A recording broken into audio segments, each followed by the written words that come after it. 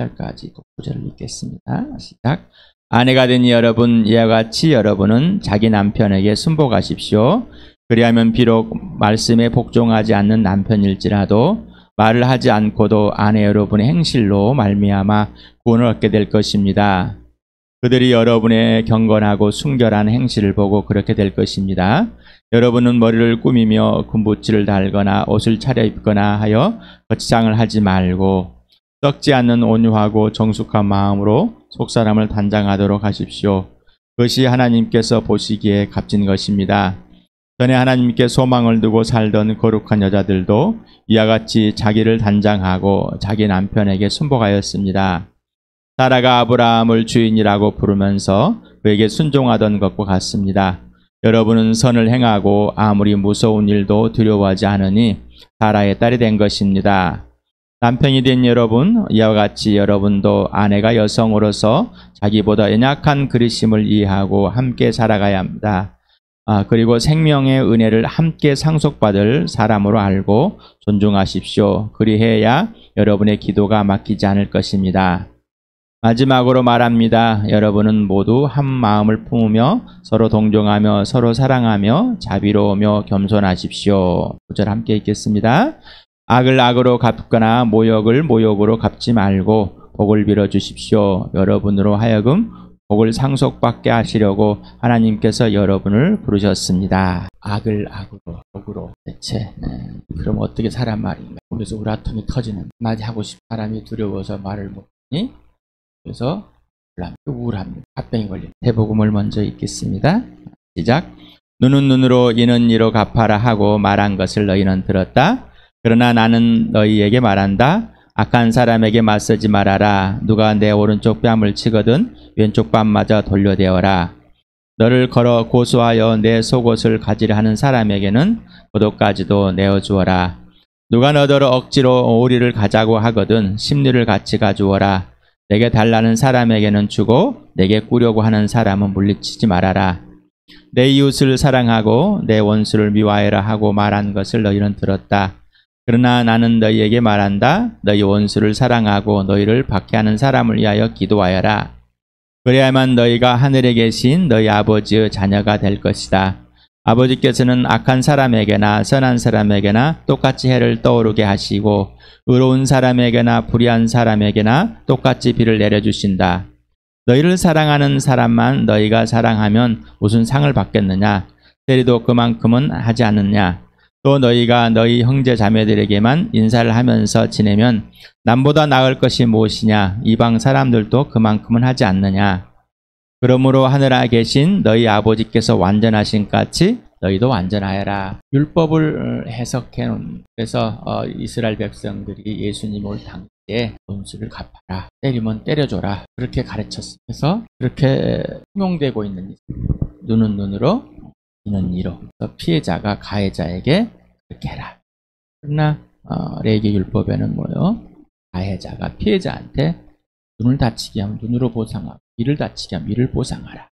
그거를 오해해서 이제 자기 편리한 대로 해석을 하게 되거죠. 원수를 미워하는 것이 당연하죠. 중국의 무협 영화를 보면은 항상 복수열전입니다. 아버지의 원수를 항상 갚는 복수열전. 우리는 그렇게 되어왔습니다. 또 나도 모르게 그렇게 되어버렸습니다. 내가 복수를 하지 않으려면 어떻게 하죠? 다시는 너희도 안 봐. 그게 복수죠. 그래서 다툼이 있을 땐 보진 않아 버립니다. 우리의 모습들이 똑같습니다. 차라리 안 보는 것이 상책이다. 좋은 약이다. 누가복음도 한번 읽어보겠습니다. 시작. 모든 사람이 너희를 좋게 말할 때 너희는 화가 있다. 그들의 조상들이 거짓 예언자들에게 이와 같이 행하였다. 그러나 내 말을 듣고 있는 너희에게 내가 말한다. 너희의 원수를 사랑하여라. 너희를 미워하는 사람들에게 잘해주고 너희를 저주하는 사람들을 축복하고 너희를 모욕하는 사람들을 위하여 기도하여라. 내 뺨을 치는 사람에게는 다른 쪽 뺨도 돌려대고 내 겉옷을 빼앗는 사람에게는 속옷도 거절하지 말아라. 너에게 달라는 사람에게는 주고 내 것을 가져가는 사람에게도 도로 찾으려고 하지 말아라. 너희는 남에게 대접을 받고자 하는 대로 남을 대접하여라. 너희가 너희를 사랑하는 사람들만 사랑하면 그것이 너희에게 무슨 장한 일이 되겠느냐?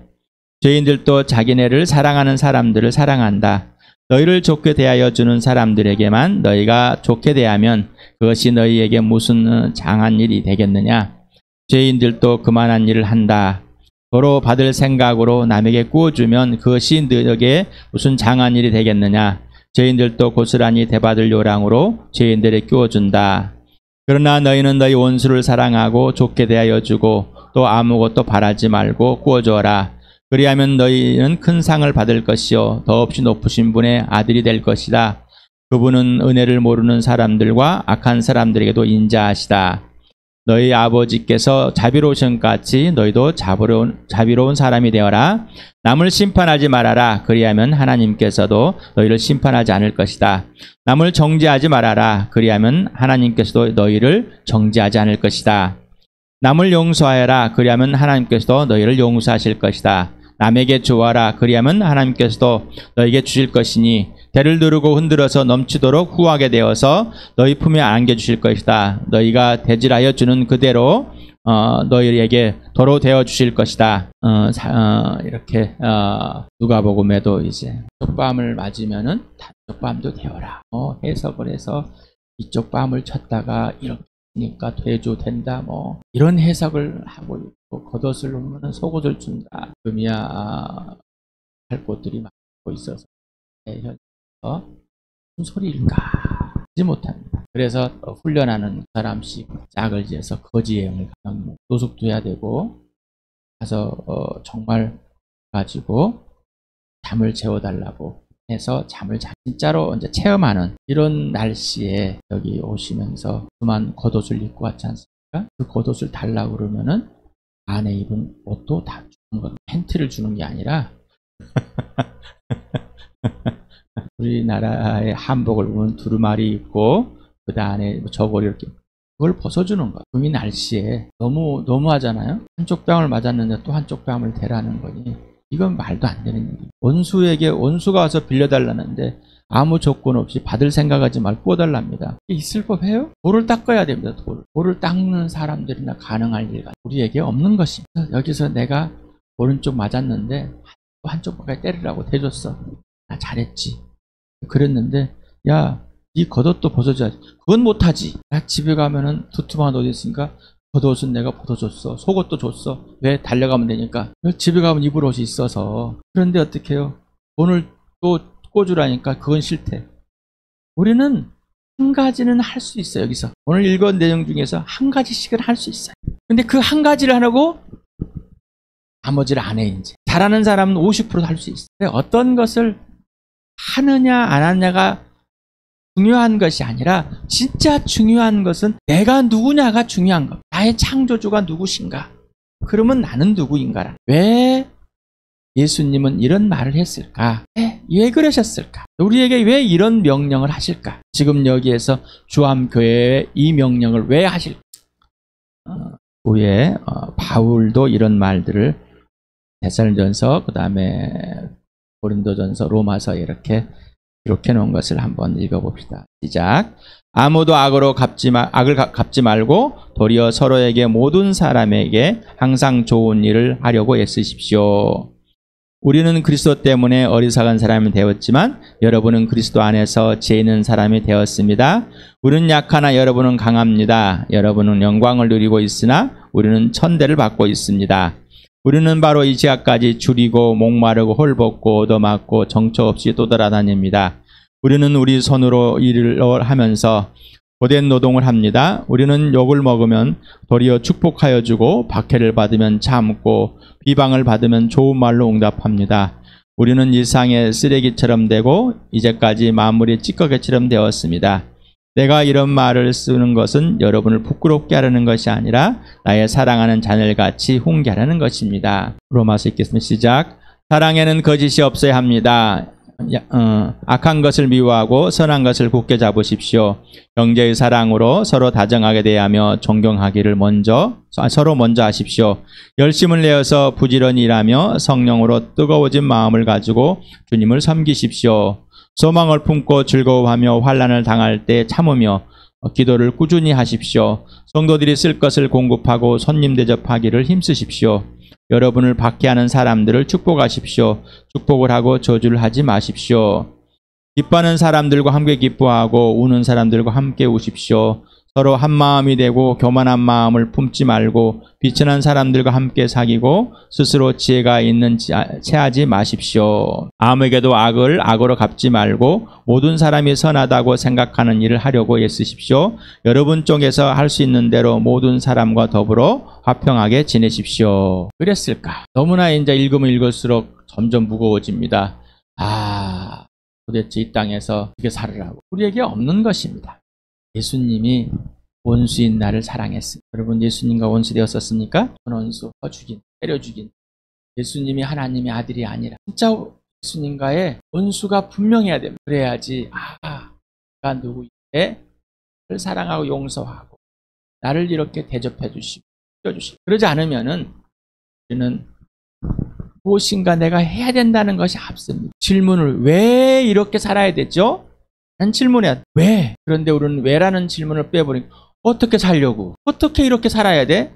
는 회의에 빠져서 그냥 포기를 해버려. 그리고 몇 가지 자기가 하고 있으면서 나는 이 정도로 잘하고 있어.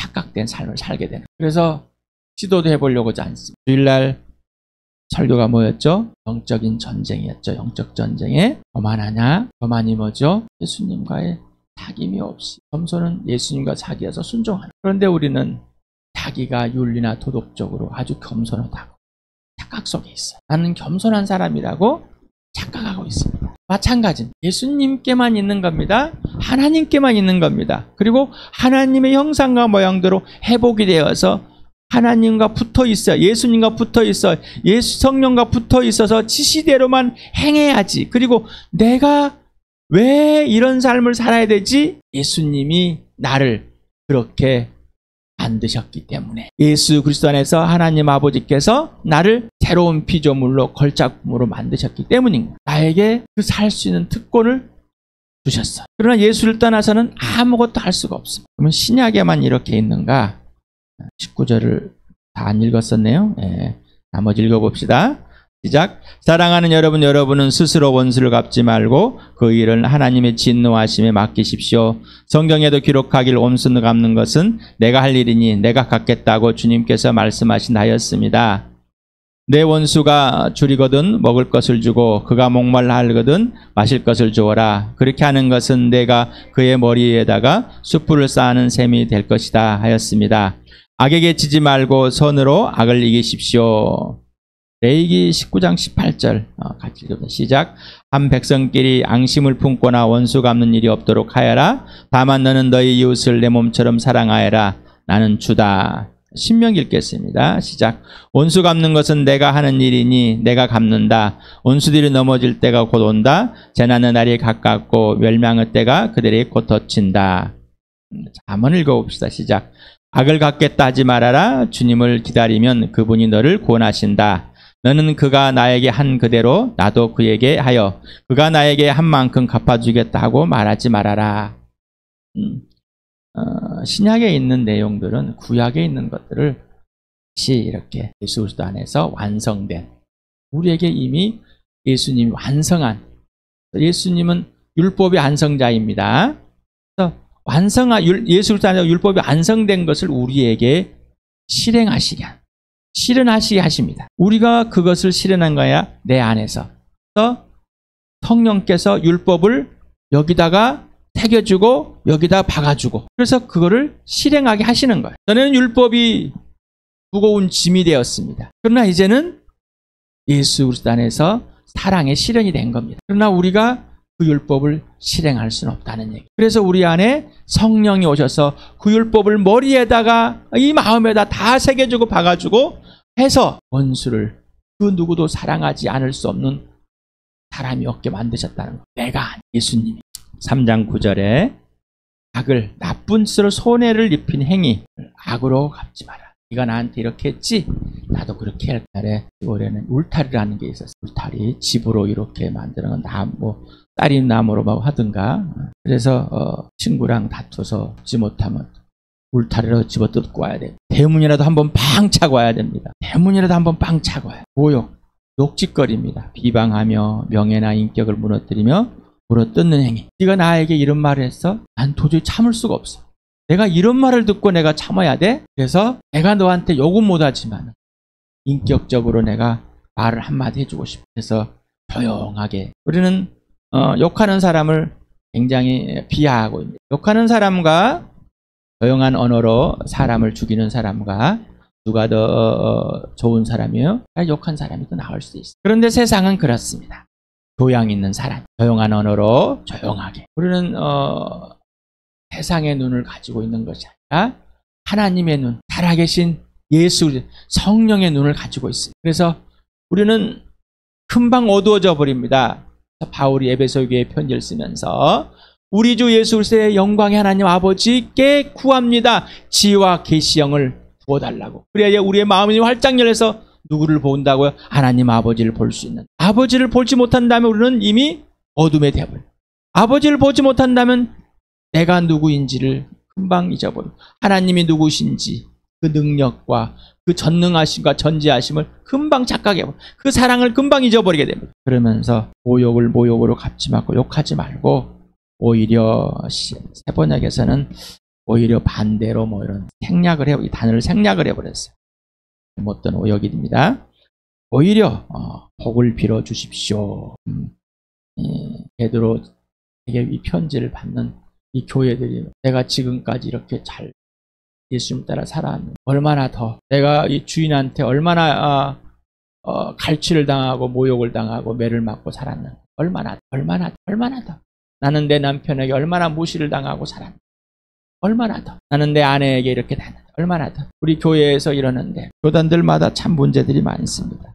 우리 교단에도 그래서 통회장이 직무정지를 예수를 믿는 원수가 돼요. 그거를 세상의 법으로 가요. 무슨 일입니다. 교회 공동체 안에서 예수 그리스도의 은혜를 입은 자들끼리 절대로 이러면 안 된다는 것. 그리고 세상에 있는 사람들과 마찬가지. 그 누구에게 그들은 나를 원수로 대하지 나는 그들을 원수로 대할 수 없습니다. 이유는 나는 은혜를 입은 자이고 이미 복을 다 받은 자이기 때문입니다. 여러분을 하여금 복을 상속받게 하시라고 하나님께서 여러분을 부르셨습니다. 그래서 갚다, 아포디돔이라는 이 헬라어인데 지불하다, 갚다, 보상하다, 주다, 판매하다, 산출하다, 안갚음하다 이런 뜻이 있습니다.